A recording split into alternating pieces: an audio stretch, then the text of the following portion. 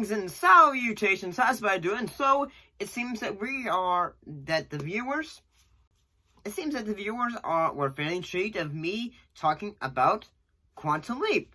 So let's try it again. You're a Looney Tune in a big white room, and I'm a hologram from the future. Now I'm moving fast back into the past, and I got to say I'm pleased to meet you. In this episode, this time looking at the second episode, which is actually the first official episode after the pot. In this case, is episode Star-Crossed.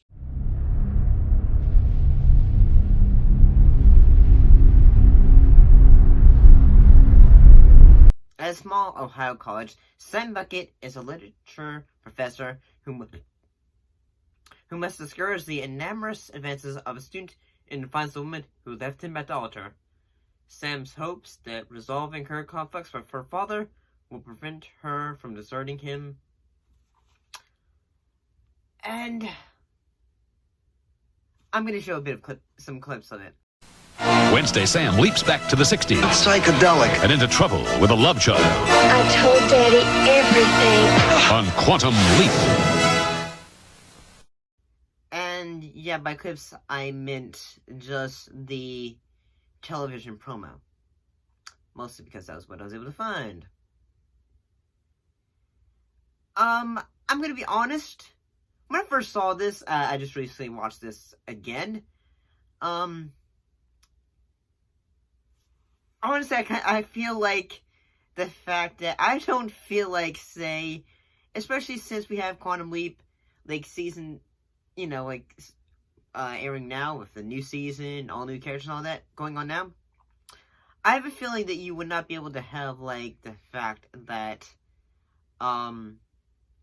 before Sam, before Sam changes the past, basically his character, Sam's leap body is a leachy professor, and well, not really because that was what happened if Sam did not change the past.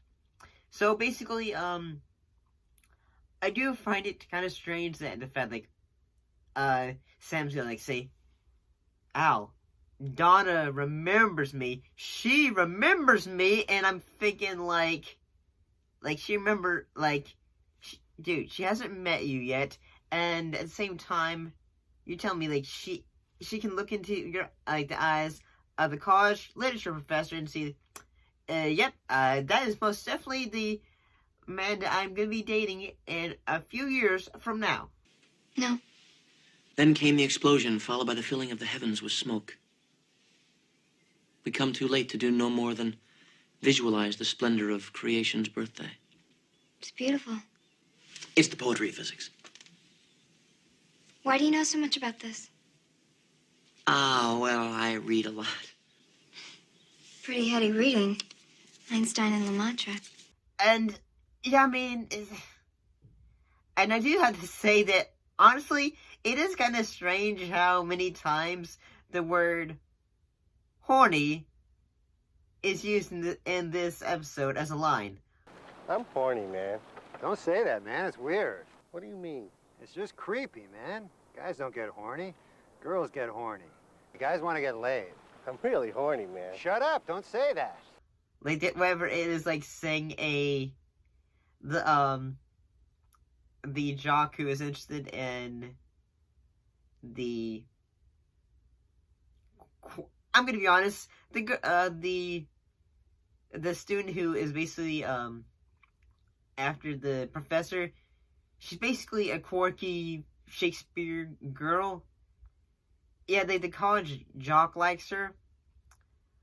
Basically, he just says, say, I don't know, but ever so often she just makes me feel so horny, and I feel like, I'm just wondering how was, Don Belsario and Deborah Pratt, were they arguing in the writer's room and say, Don, are you sure you want to say the word horny so many times in the script? And he says, yep, it's okay, it's fine. This is the second episode. We'll change it later. Some things that actually, will, that causes that Sam changes is that he ends up causing Watergate a little bit early.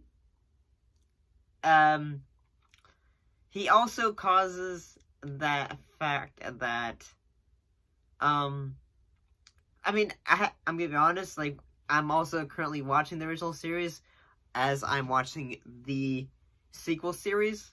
This flight goes down in the Atlantic tonight. Everyone's going to die. I have a job to do. You cannot do this alone. You're almost home. I'm working on it. The new season of the show. I don't really know how far, like, if Donna eventually changes, like, she says, yes, I'll be with you forever, Sam, and all that. But honestly, as a second episode, it gets you interested in the characters, but at the same time, it makes you feel like, say, well, Sam, it really is wanting to change the future, and I do have to say, since we don't really know who Donna is at the moment, it makes you feel like, say, wow, it seems like, at first, like, Sam is really trying to use the leaping as a very selfish way, in the fact he is wanting to say, hey, if I can make it so that she meets up with her father again, maybe she will trust men again, or something like that. Who's to say? But, honestly, I think it's a pretty entertaining episode. The acting for this episode is pretty great. And it's also still the second episode of the series, so, yeah.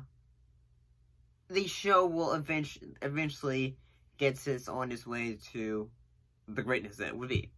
But what are your thoughts?